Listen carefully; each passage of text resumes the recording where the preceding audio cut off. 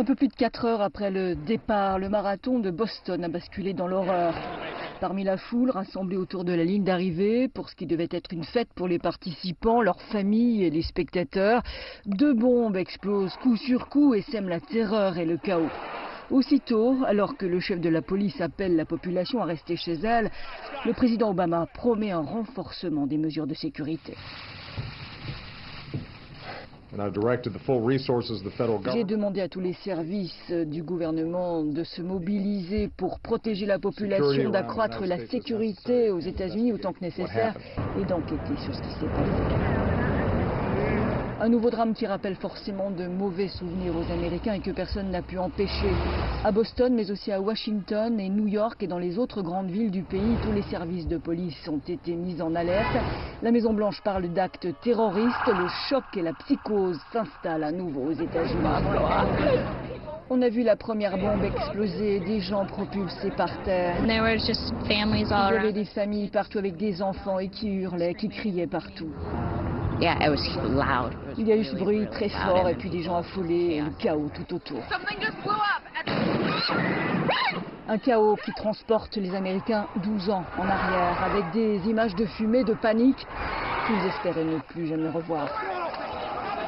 Septembre 2001, les attentats contre le World Trade Center et leurs 3000 morts sont les derniers gros attentats commis aux États-Unis et resteront les plus traumatisants. Cette fois-ci, la revendication viendra de l'extérieur, le terrorisme islamiste avec le bouleversement du monde qui va s'en suivre. Mais les États-Unis ont aussi été attaqués de l'intérieur par le passé.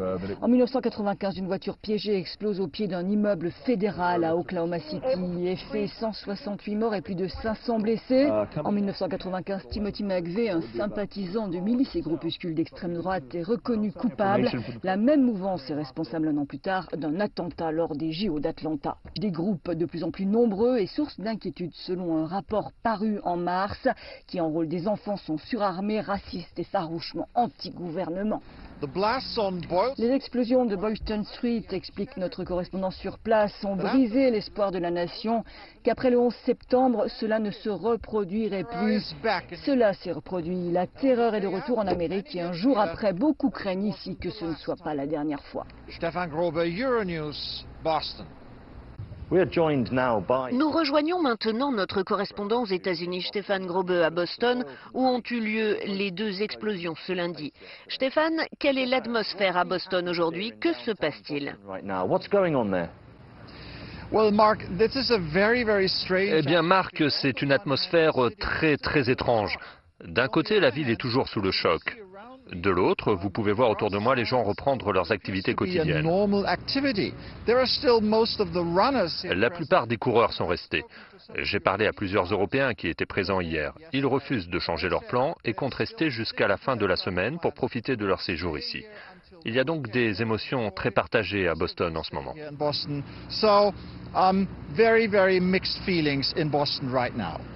Le FBI et le chef de la sécurité nationale se sont exprimés. Ils n'ont pas de suspect, ne savent pas s'il s'agit de l'œuvre de terroristes locaux ou étrangers.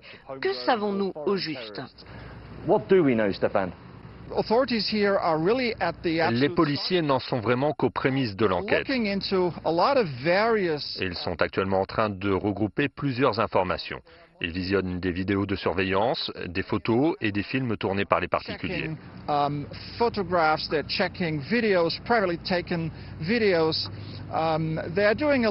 Mais pour l'heure, il n'y a pas de piste claire.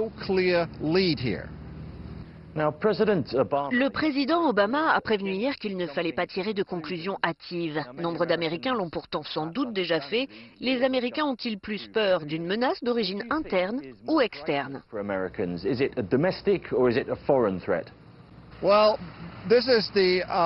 C'est la question à 50 millions de dollars. Il est très difficile de dire ce qui serait le plus difficile pour les Américains. Un autre attentat revendiqué par un groupe lié à Al-Qaïda ou une attaque perpétrée chez eux par un terroriste américain.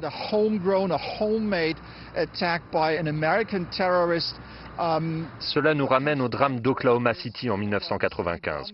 Ce fut un véritable choc pour les Américains. D'un autre côté, nous connaissons tous la tragédie du 11 septembre. Les Américains pensaient avoir dépassé ce traumatisme. Après plus de 10 ans, le quotidien avait finalement repris le dessus. Année après année, ils avaient cessé d'avoir peur.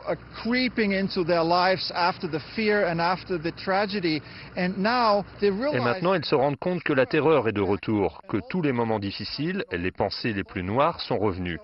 Il est donc très difficile de dire ce qui serait le moins dur pour eux, une attaque d'origine interne ou externe. Stéphane Grebe, merci beaucoup de nous avoir rejoints. À très bientôt. Thank you, Mark.